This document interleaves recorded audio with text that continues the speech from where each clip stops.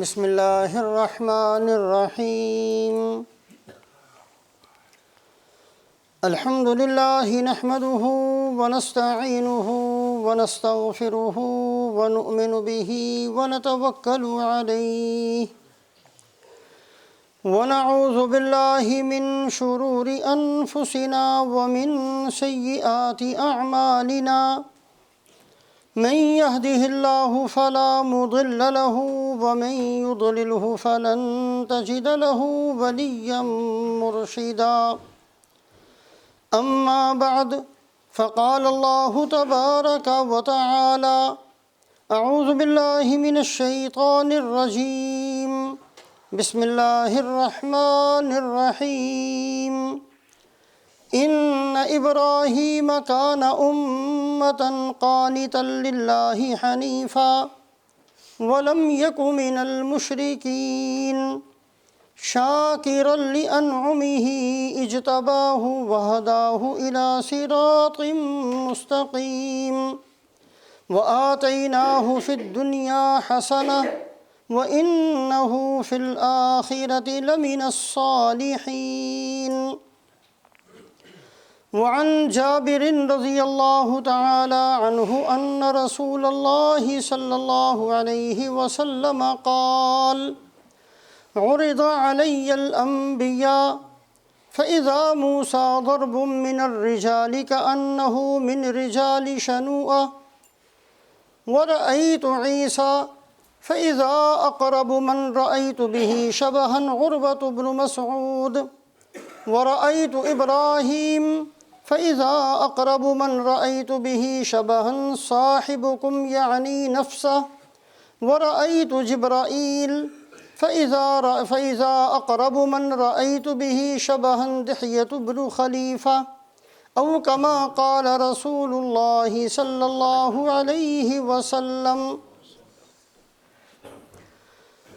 اللہ رب العزت کا ایک بہت ہی بہترین پاکیزہ اپنے بندوں کے ساتھ بہت ہی محبت اور بہت ہی رحمتوں والا ایک قاعدہ اور قانون ہے، اور وہ اللہ پاک کا قاعدہ اور قانون یہ ہے کہ اگر کوئی بندہ اللہ کے دربار میں ایک نیکی لے کر جاتا ہے تو اللہ پاک کم سے کم 10 کے برابر اس کا اجر دیتے ہیں، زیادہ بڑھاتے رہتے ہیں، کم سے کم 10 کے برابر 10 نیکیوں کے برابر اس کا اجر دیتے ہیں۔ اگر کوئی آدمی اللہ کی رضا اور اللہ کی خوشنودی کے لیے اللہ کے راستے میں خرچ کرتا ہے تو اللہ پاک کم سے کم 700 کے برابر اس کو اجر و ثواب نصیب فرماتے ہیں اور زیادہ بڑھاتے رہتے ہیں۔ مثل الذین ينفقون اموالهم فی سبیل اللہ کمثل حبۃ انبتت 7 سنابل فی کل سنبلۃ 100 حبۃ واللہ یضاعف لمن یشاء۔ اور اگر کوئی آدمی اللہ کے دربار میں اللہ کی رضا اور اللہ کی خوشنودی کے لیے اپنی کسی محبوب اور پسندیدہ چیز کو چھوڑ دیتا ہے، وطن کو چھوڑ دیا، اہل و عیال کو چھوڑ دیا، رشتہ داروں کو چھوڑ دیا، خواہشات کو چھوڑ دیا، کوئی بھی بندہ اللہ کی رضا کے لیے اپنی پسندیدہ اور اپنی محبوب چیز کو چھوڑتا ہے تو اللہ پاک بدلے کے اندر بہت بے تحاشا قسم کی نعمتیں اس کو نصیب فرماتے ہیں۔ وَمَن يُهَاجِرْ فِي سَبِيلِ اللَّهِ يَجِدْ فِي الْأَرْضِ مُرَاغَمًا كَثِيرًا وَسَعًا۔ اور اگر کوئی آدمی اللہ کے دین کے لیے، اللہ کی رضا اور خوشنودی کے لیے دین پر چلتے ہوئے یا دین پر چلاتے ہوئے تکالیف کو برداشت کرتا ہے، کڑوی کسیلی کو برداشت کرتا ہے، کسی قسم کی مشقت کو جھیلتا ہے، سہتا ہے، تو اللہ رب العزت اپنے فضل سے اس پر رحمتیں اور برکتیں نازل فرماتے ہیں۔ اولئک علیہم صلوات من ربہم ورحمہ واولئک هم المہتدون۔ یہ چاروں طرح کے اعمال، اعمال صالحہ کا کرنا، اللہ کی رضا کے لیے خرچ کرنا، اللہ کی رضا اور خوشنودی کے لیے محبوب، مرغوب، پسندیدہ چیزوں کو چھوڑنا، اللہ کے دین پر چلتے اور چلاتے ہوئے تکالیف اور مشقتوں کا برداشت کرنا، یہ چاروں وہ اعمال صالحہ ہیں، وہ اچھے اعمال ہیں، پسندیدہ اعمال ہیں جو صلحاء کی زندگی میں ملتے ہیں۔ اور یہ چاروں وہ اعمال ہیں جو کمال کے ساتھ مکمل طریقے سے حضرات انبیاء علیہم الصلوات و تسلیمات کی زندگی میں ملتے ہیں۔ اور یہی وہ چار اعمال ہیں جس کو پورا کرنے میں بہت نمایاں درجہ ہے حضرت ابراہیم علیہ السلام کا۔ وَإِذِ ابْتَلَىٰ إِبْرَاهِيمَ رَبُّهُ بِكَلِمَاتٍ فَأَتَمَّهُنَّ، اللہ فرماتے ہیں میں نے بڑا آزمایا ابراہیم علیہ السلام کو، ہر امتحان کے اندر کامیابی حاصل کی۔ وَإِبْرَاهِيمَ الَّذِي وَفَّىٰ، ابراہیم وہ ہیں جنہوں نے پورا کر کے دکھایا ہے۔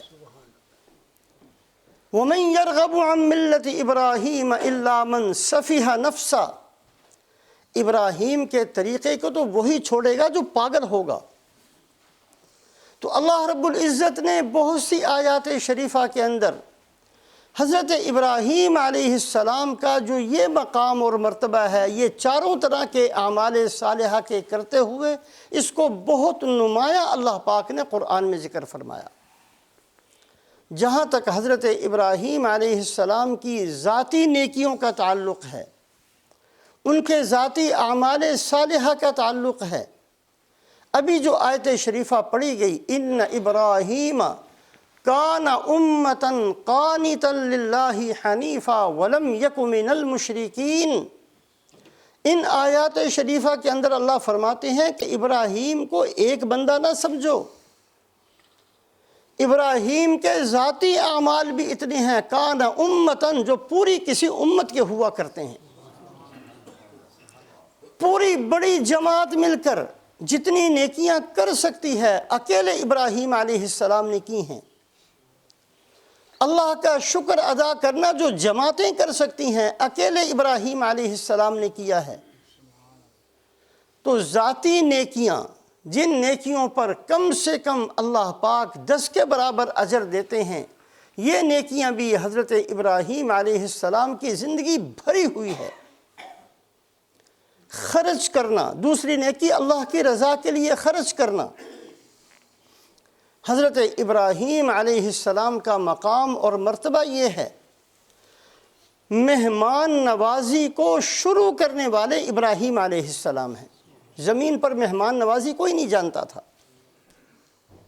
کیسے دوسروں پر خرچ کرنا ہے، کیسے دوسروں کی بھوک اور پیاس کا خیال رکھنا ہے، اس کی ابتدا فرمانے والے، مہمان نوازی کی سنت کو جاری کرنے والے حضرت ابراہیم علیہ السلام ہیں۔ اور روایات کے اندر آتا ہے کہ حضرت ابراہیم علیہ السلام کھانا نہیں کھایا کرتے تھے جب تک کہ مہمان نہ مل جایا کرتا۔ میلوں چلے جاتے تلاش کرنے کے لیے اور لوگوں سے کہا کرتے تھے کہ آؤ میرے ساتھ بیٹھو کھانا کھاؤ، ورنہ خود کھانا نہیں کھایا کرتے تھے۔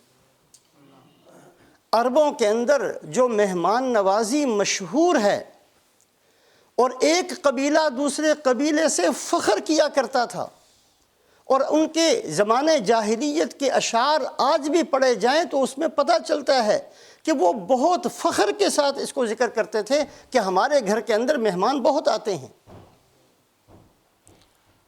مکہ مکرمہ کے اندر زمانے جاہلیت کے اندر بھی بیت اللہ کی زیارت کے لیے بہت سارے لوگ آیا کرتے تھے، حج بھی ہوا کرتا تھا، اور بیت اللہ کی زیارت کے لیے، بیت اللہ کے طواف کے لیے زمانے جاہلیت میں بہت باہر سے لوگ آیا کرتے تھے۔ زمانہ جاہلیت کے اندر بھی مکہ مکرمہ کے اندر کھانا بیچنے کا کوئی رسم اور کوئی رواج نہیں تھا۔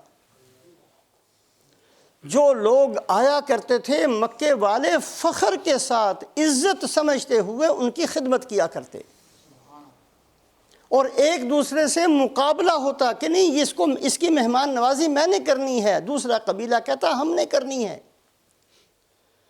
رسول پاک علیہ الصلاۃ والسلام کے 5ویں نمبر پر جو جد امجد ہیں، آپ صلی اللہ علیہ وسلم کے والد محترم حضرت عبداللہ، ان کے والد محترم حضرت عبد المطلب، ان کے والد محترم ہاشم، ان کے والد محترم عبد مناف، اور ان کے والد قصی۔ حضرت قصی نے مکہ مکرمہ کے اندر سارے قبائل کو جمع کیا اور باقاعدہ طریقے سے 12 منصب، 12 ادارے، 12 عہدے بنائے، اور 12 عہدوں میں سے ایک عہدہ تھا السقایا، حاجیوں کو پانی پلانا۔ یہ ایک عہدہ تھا، یہ ایک منصب تھا۔ اور دوسرا عہدہ تھا الرفادہ، آنے والے مہمانوں کو کھانا کھلانا، بھوکوں کو کھانا کھلانا، یتیموں کی خدمت کرنا، بیواؤں کی خدمت کرنا، یہ ایک عہدہ بنایا۔ اور جیسے کسی کو وزارت ملتی ہے، عہدہ ملتا ہے، وہ اس پر فخر کرتا ہے، اسی طریقے سے ان عہدوں کے ملنے پر فخر کیا جاتا تھا۔ کوئی قبیلہ کہتا ہے السقایا، یہ عہدہ ہمارے قبیلے کو ملنا چاہیے، الرفادہ، یہ عہدہ ہمارے قبیلے کو ملنا چاہیے۔ تو مکہ مکرمہ کے اندر بھی جو عربوں کے اندر مہمان نوازی تھی، یہ چلتی آ رہی تھی حضرت ابراہیم علیہ السلام کی وجہ سے۔ اور مدینہ منورہ کے اندر بھی جو مہمان نوازی تھی، رسول پاک علیہ السلام کی تشریف آوری سے 700 سال پہلے تبع اکبر، ایک بادشاہ جس نے مدینہ منورہ پر حملہ کیا، تو مدینہ منورہ کے رہنے والے سارا دن اس سے مقابلہ کرتے تھے اور رات کو کھانا بنا کر اس کے قبیلے میں بھیجتے، ان لوگوں کے پاس بھیجتے جو سارا دن جنہوں نے لڑائی کی تھی، دشمن کے ہاں بھیجتے۔ اس نے کہا کہ میں مشرق، مغرب، شمال، جنوب بہت سارے ملک میں نے فتح کیے ہیں، ایسا علاقہ میں نے کہیں نہیں دیکھا۔ دشمن ہوتا ہے، یہ آپ عجیب لوگ ہو، سارا دن لڑائی بھی کرتے ہو اور رات کو کھانا بھی ہمارے پاس بھیجتے ہو۔ پتہ کیا یہ شہر کون سا ہے؟ یہ زمانہ تھا حضرت عیسیٰ علیہ السلام کی بعثت سے بھی پہلے کا زمانہ۔ اس زمانے کے اندر علماء یہود نے بتایا کہ یہ وہ شہر ہے جہاں آخری نبی حضرت محمد صلی اللہ علیہ وسلم نے تشریف لانا ہے، ان کی برکت ہے، عربوں کے اندر مہمان نوازی ہے۔ تبع اکبر نے اس وقت یہودیت کو قبول کیا اور سب سے پہلا بیت اللہ کا غلاف اس نے چڑھایا۔ تو مہمان نوازی، رسول پاک علیہ السلام مدینہ منورہ ہجرت فرما کر تشریف لے گئے۔ صحابی فرماتے ہیں سب سے پہلی بات زبان مبارک سے کیا فرمائی؟ سب سے پہلے ابھی مدینہ منورہ میں تشریف لا رہے ہیں اور مدینہ منورہ والے استقبال کے لیے کھڑے ہیں، اور آپ صلی اللہ علیہ وسلم یہ مبارک کلمات فرماتے ہوئے مدینہ میں داخل ہوتے ہیں: افشوا السلام واطعموا الطعام وصلوا الارحام وصلوا والناس نیام تدخلوا الجنت بسلام۔ اے لوگو، آپس میں ایک دوسرے کو سلام کرو، سلام کو پھیلاؤ، صلہ رحمی اختیار کرو، اور اے لوگو، لوگوں کو کھانا کھلاؤ، اور رات کو اس وقت عبادت کرو جب لوگ سو رہے ہوں۔ اگر یہ کام کرو گے جنت میں سلامتی کے ساتھ پہنچ جاؤ گے۔ یہ باتیں رسول پاک علیہ السلام ہجرت فرما کر مدینہ منورہ تشریف لاتے ہیں، تو یہ باتیں زبان مبارک سے ہیں۔ تو حضرت ابراہیم علیہ السلام کے اندر یہ چاروں چیزیں، ذاتی اعمال صالحہ بھی اور لوگوں پر خرچ کرنا بھی اس قدر نمایاں ہے کہ عربوں کی مہمان نوازی یہ ساری کی ساری حضرت ابراہیم علیہ السلام کی وجہ سے۔ تیسری چیز، اللہ کی رضا کے لیے اپنی پسندیدہ، اپنی محبوب، اپنی مرغوب چیز کو چھوڑ دینا۔ صحابہ نے مکہ مکرمہ کے گھر چھوڑے، اللہ نے زمین کے کتنے حصے ان کو دے دیے۔ اپنے کاروبار کو چھوڑا، اللہ نے قیصر اور کسریٰ کے خزانے قدموں میں ڈال دیے۔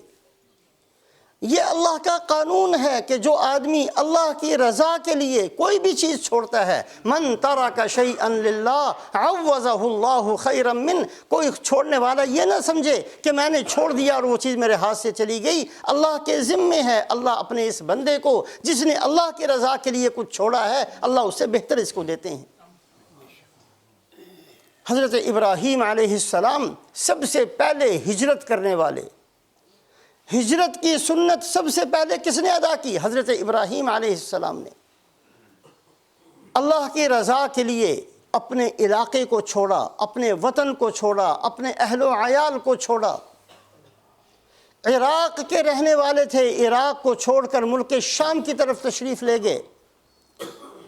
قال انی مہاجر الی ربی انہ هو العزیز الحکیم، اور فرمایا کہ میں اپنے رب کی طرف ہجرت کرتا ہوں، چھوڑ دیتا ہوں۔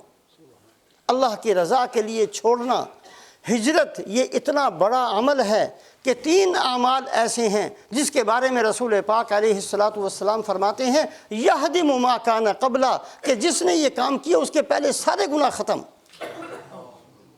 الاسلام یہدم ما کان قبلہ،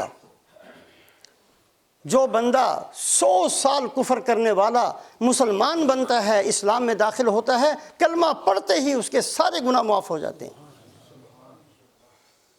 ایک آدمی بہت بوڑھا، سقط حاجباہ علی عینی، اس کی پلکیں بھی اس کی آنکھوں پر گری ہوئیں، بہت بوڑھا، آپ صلی اللہ علیہ وسلم کی خدمت میں حاضر ہوا، یا رسول اللہ صلی اللہ علیہ وسلم، میں ایک ایسا آدمی ہوں، رجل غدر و فجر، جس نے لوگوں کے ساتھ بھی بڑا دھوکہ کیا ہے، جس نے اللہ کی بھی بڑی نافرمانی کی ہے، کوئی چیز ایسی نہیں چھوڑی، کوئی گناہ ایسا نہیں چھوڑا جو میں نے نہ کیا ہو، ہر گناہ کو بڑی طاقت کے ساتھ، بڑی قوت کے ساتھ کرتا رہا، میری ساری جوانی اس کے اندر گزر گئی ہے، فہل لی من توبہ، میری توبہ قبول ہو سکتی ہے؟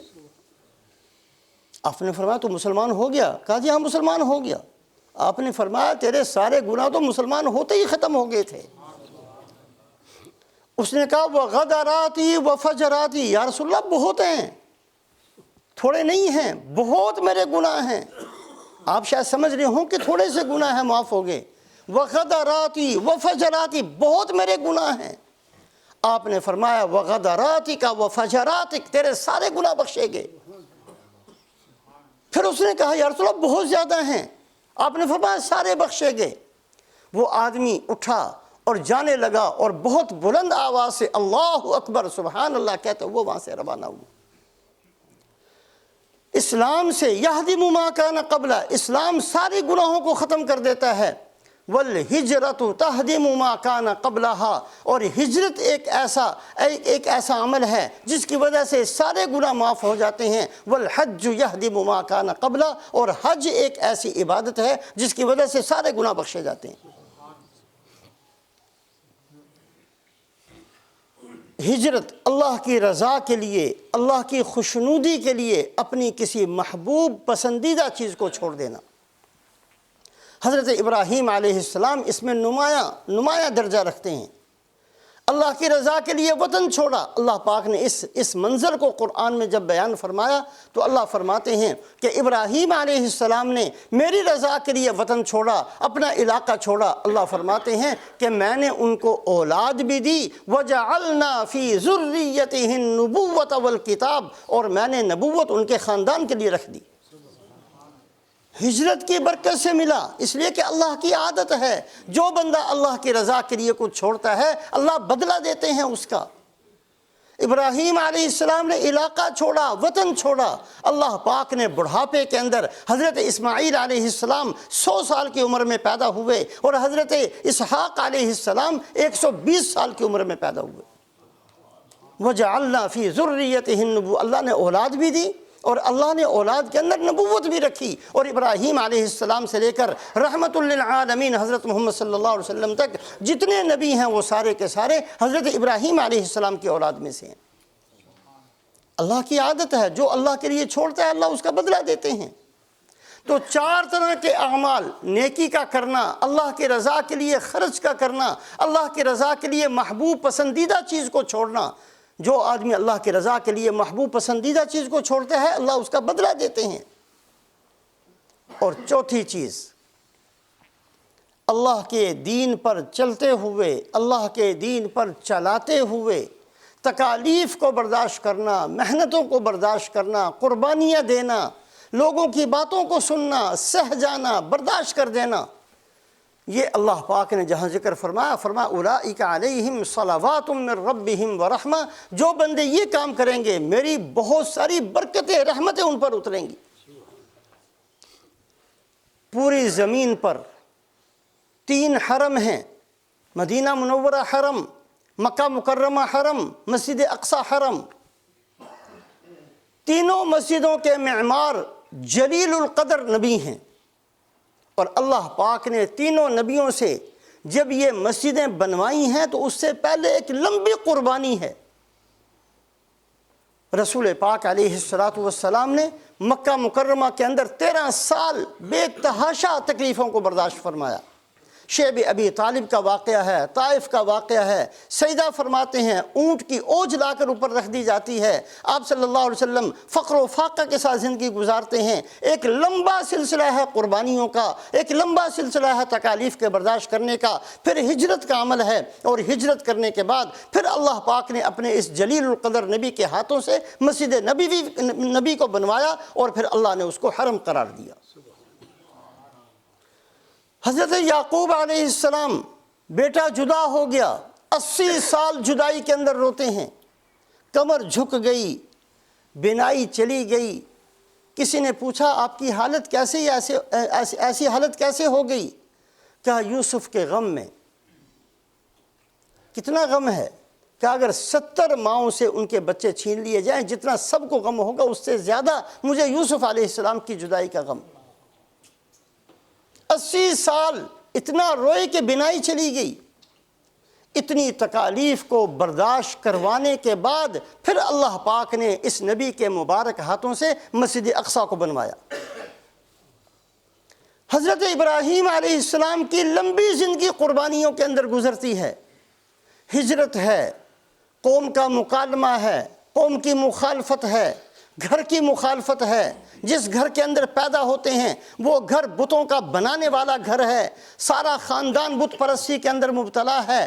ایسے گھر کے اندر، ایسی قوم کے اندر لا الہ الا اللہ کی دعوت شروع فرماتے ہیں، وحدانیت کی بات کرتے ہیں، سارے مخالف ہوتے ہیں، حکومت وقت مخالف ہوتی ہے۔ ایک بہت بڑا اندوختہ، بہت ساری لکڑیاں اکٹھی کر کے اس کو جلایا جاتا ہے، اس میں حضرت ابراہیم علیہ السلام کو ڈال دیا جاتا ہے۔ یہ تکالیف کا ایک لمبا سلسلہ ہے۔ پھر ہجرت فرماتے ہیں، اور ہجرت فرما کر پھر حضرت ابراہیم علیہ السلام پہنچتے ہیں۔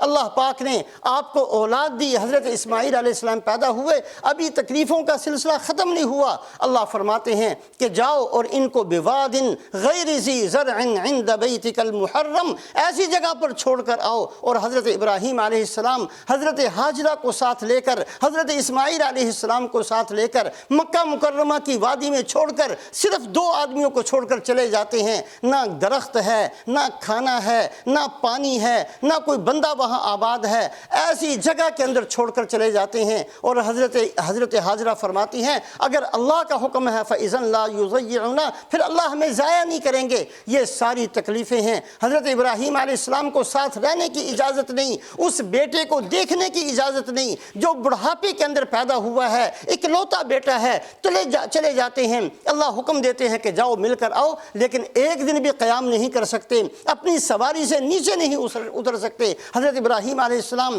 لمبا سفر کر کے شام سے مکہ مکرمہ آتے ہیں، اور اپنے بیٹے اور اپنی بیوی کو دے کر وہیں سے واپس چلے جاتے ہیں۔ یہ آزمائشیں ہیں، اور اس کے بعد پھر اللہ پاک خواب میں بتاتے ہیں کہ جاؤ اپنے بیٹے کو ذبح کر دو۔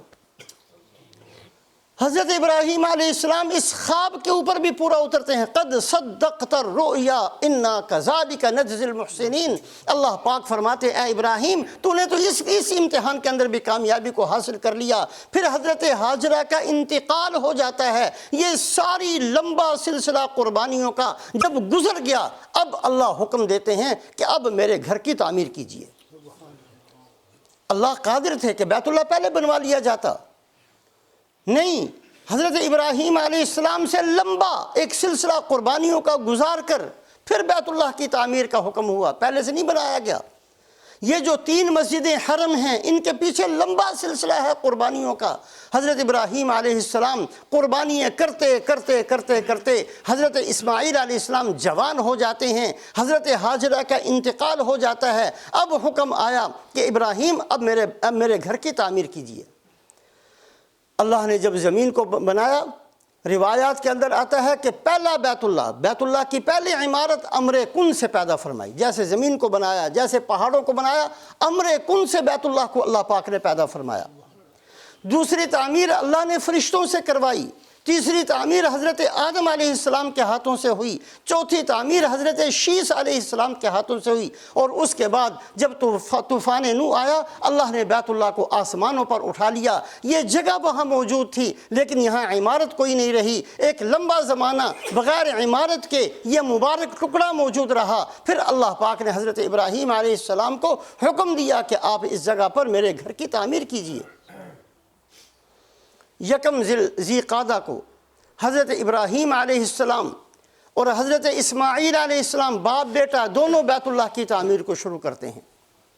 25 دن کے اندر بیت اللہ کی تعمیر مکمل ہوئی۔ 9 گز اس کی اونچائی تھی، 23 گز اس کی چوڑائی تھی اور 30 گز اس کی لمبائی۔ یہ سائز تھا بیت اللہ کا جو حضرت ابراہیم علیہ السلام کے مبارک ہاتھوں سے بنا، اور 2 دروازے اس کے بنائے گئے۔ یہ تعمیر کی حضرت ابراہیم علیہ السلام نے، اور جب تعمیر مکمل ہو گئی تو 2 پتھر، ایک مقام ابراہیم والا پتھر، ایک حجر اسود والا پتھر، یہ دونوں پتھر جبل ابی قبیس جو ساتھ ایک پہاڑی تھی اس کے اندر دفن تھے۔ حضرت جبرائیل علیہ السلام نے آ کر یہ دونوں پتھر بتایا کہ یہاں سے آپ نکالیے۔ یہ دونوں پتھر جنت سے حضرت آدم علیہ السلام کے ساتھ آئے تھے، اور رسول پاک علیہ السلام ایک حدیث پاک کے اندر فرماتے ہیں کہ یہ جنت کے موتیوں میں سے 2 موتی ہیں، یاقوتاتانی من یاقوت الجنہ۔ یہ مقام ابراہیم والا پتھر اور حجر اسود والا پتھر یہ دونوں جنت کے یاقوت ہیں، موتی ہیں۔ اللہ پاک نے ان کی روشنی کو چھپا دیا ہے۔ اگر اللہ نے ان کی روشنی کو نہ چھپایا ہوتا تو یہ اتنے روشن تھے کہ ان کی روشنی کی وجہ سے زمین ساری کی ساری روشن ہو جاتی۔ مشرق مغرب میں جیسے سورج نکلتا ہے تو جہاں تک اس کی شعاعیں پہنچتی ہیں روشنی ہو جاتی ہے، اسی طریقے سے یہ 2 پتھر روشن تھے۔ اللہ نے پردے کے اندر ان کی روشنی کو رکھ دیا۔ یہ 2 پتھر حضرت جبرائیل علیہ السلام نے دیے۔ ایک پتھر پر کھڑے ہو کر حضرت ابراہیم علیہ السلام بیت اللہ کو بناتے تھے، اور یہ مقام ابراہیم والا پتھر یہ جیسے جیسے ضرورت ہوتی اوپر ہو جاتا، نیچے ہو جاتا۔ اس طریقے سے اللہ پاک نے مسخر کر دیا تھا اس پتھر کو، اور حضرت ابراہیم علیہ السلام بیت اللہ کی تعمیر فرماتے رہے۔ حجر اسود کو رکھا، 25 دن لگے، 25 دن کے اندر تعمیر مکمل ہو گئی۔ اے اللہ اب میں کیا کروں؟ اللہ پاک نے فرمایا وَأَذِّن فِي النَّاسِ بِالْحَجِّ يَأْتُوكَ رِجَالًا وَعَلَىٰ كُلِّ ضَامِرٍ يَأْتِينَ مِنْ كُلِّ فَجٍّ عَمِيقٍ۔ اے ابراہیم اب آپ اعلان کیجئے کہ اے لوگو آؤ بیت اللہ کا حج کرو۔ اے اللہ کس کو اعلان کروں؟ یہاں تو کوئی بندہ ہی نہیں ہے، صرف میری ایک فیملی ہے، میرا ایک بیٹا ہے، کچھ بھی نہیں ہے یہاں۔ اللہ پاک نے فرمایا کہ آپ اعلان کیجئے۔ اسی مقام ابراہیم کے پتھر پر ابراہیم علیہ السلام کھڑے ہوتے ہیں، یہ اوپر کو اٹھتا ہے۔ جبل ابی قبیس جو ساتھ ایک پہاڑی تھی، آج اس پر عمارتیں ہیں، اس پہاڑی سے بھی اونچا ہو گیا۔ پھر حضرت ابراہیم علیہ السلام نے اعلان کیا کہ اے لوگو آؤ، اللہ کا حکم ہے بیت اللہ کا حج کرو۔ اللہ پاک نے اس آواز کو جو موجود تھے ان کے کانوں تک، اور جو موجود نہیں تھے جنہوں نے قیامت تک آنا تھا ان کی روحوں تک پہنچایا۔ اور جواب کے اندر جس نے لبیک کہا اللہ پاک اس کی قسمت میں 1 دفعہ بیت اللہ جانا لکھ دیں گے۔ جس نے 2 دفعہ کہا وہ 2 دفعہ زیارت کرے گا، جس نے 4 دفعہ کہا اللہ 4 دفعہ اس کو لے کر جائیں گے، جس نے 20 دفعہ کہا اللہ اس کو 20 دفعہ لے کر جائیں گے۔ حضرت ابراہیم علیہ السلام کے جواب میں جس نے لبیک کہا اللہ پاک نے قبولیت لکھ دی۔ اور اللہ نے جب فرمایا کہ اعلان کیجئے، وہ الفاظ کتنے قابل غور ہیں۔ وَأَذِّنْ فِي النَّاسِ بِالْحَجِّ يَأْتُوكَ رِجَالًا وَعَلَىٰ كُلِّ ضَامِرٍ يَأْتِينَ مِنْ كُلِّ فَجٍّ عَمِيقٍ۔ اے ابراہیم آپ اعلان کریں گے بیت اللہ کی طرف لوگ پیدل چل کر بھی آئیں گے، اور بیت اللہ کی طرف لوگ سواریوں پر بیٹھ کر بھی آئیں گے، اور دنیا کے ایسے کونے کونے سے اور ایسے دیہاتوں سے اور ایسی غاروں سے اور پہاڑوں سے کہاں کہاں سے اٹھ کر بیت اللہ پہنچیں گے۔ آج وہ منظر سامنے، کہاں کہاں سے حاجی پہنچتے ہیں۔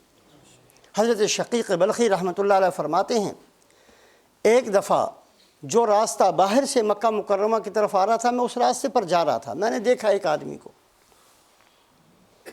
اپاہج جس کے پاؤں اور ہاتھ کام نہیں کرتے، اپاہج آدمی ہے، گھسٹتے ہوئے زمین پر گھسٹتے ہوئے وہ آ رہا ہے۔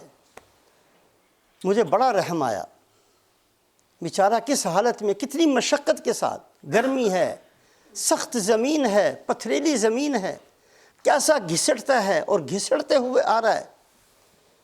میں نے کہا بھائی کہاں جا رہے ہو؟ کہا جی بیت اللہ کی زیارت کے لیے جا رہا ہوں۔ کہاں سے آئے؟ کہا جی سمرقند سے آگے ایک علاقہ وہاں سے آیا۔ حضرت شقیق بلخی فرماتے ہیں کہ میں نے پوچھا کب چلے تھے؟ اس نے کہا 10 سال پہلے، 10 سال پہلے چلا تھا، 10 سال پہلے۔ شقیق بلخی فرماتے ہیں میری آنکھیں کھلی کی کھلی رہ گئی۔ میں نے کہا ہیں 10 سال پہلے؟ ایسی تکلیف والے پر تو حج فرض نہیں ہے۔ کہا آپ حیران ہوتے ہیں کہ مجھے بڑی تکلیف ہوئی ہوگی، میں نے راستے میں بڑی پریشانیاں برداشت کی ہوں گی، کتنے موقع مجھے کھانا نہیں ملا ہوگا، کیا کیا میرے ساتھ گزرا ہوگا، آپ اس پر پریشان ہیں۔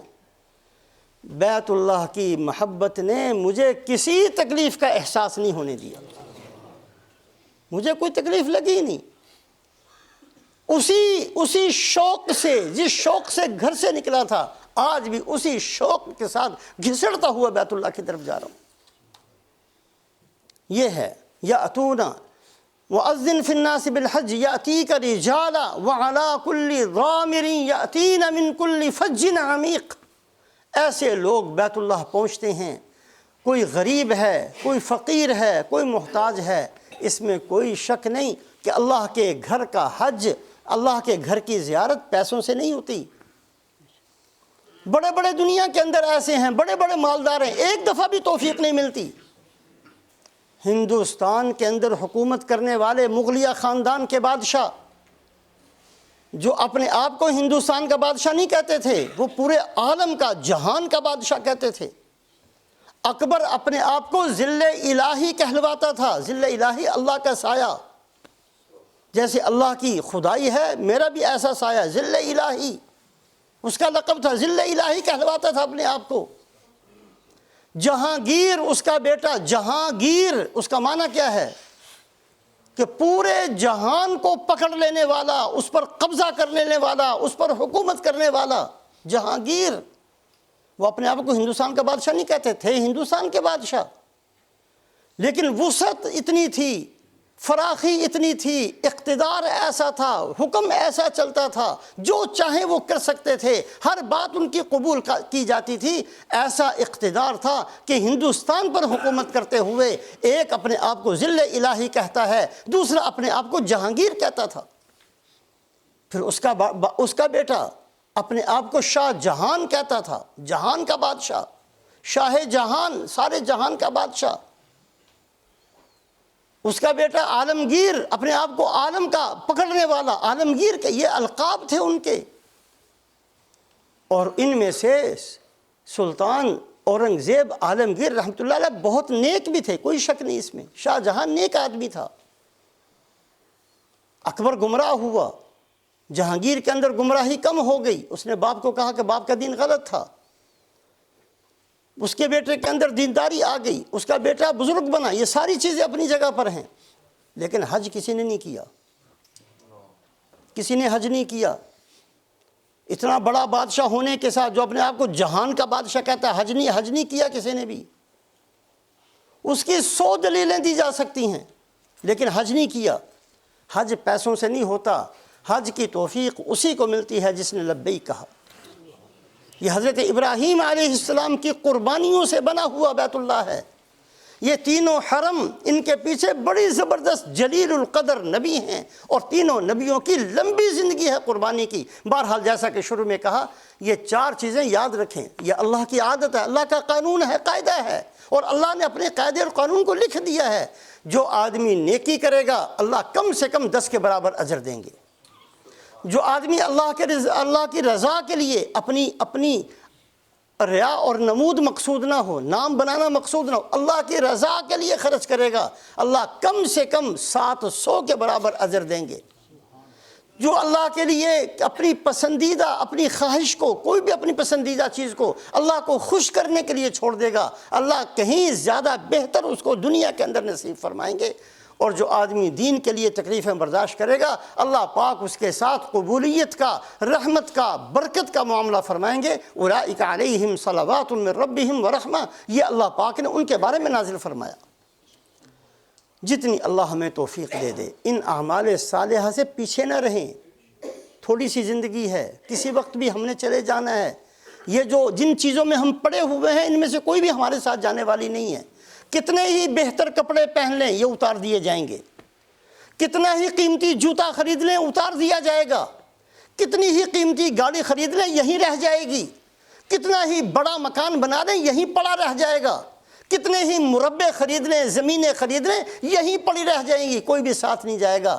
ساتھ جائیں گی تو یہ نیکیاں ساتھ جائیں گی، اور یہ نیکیاں وہ ہیں جو انسان کے درجات کو کم کرتی ہیں یا بڑھاتی ہیں۔ اللہ پاک ہم سب کو عمل کی توفیق نصیب۔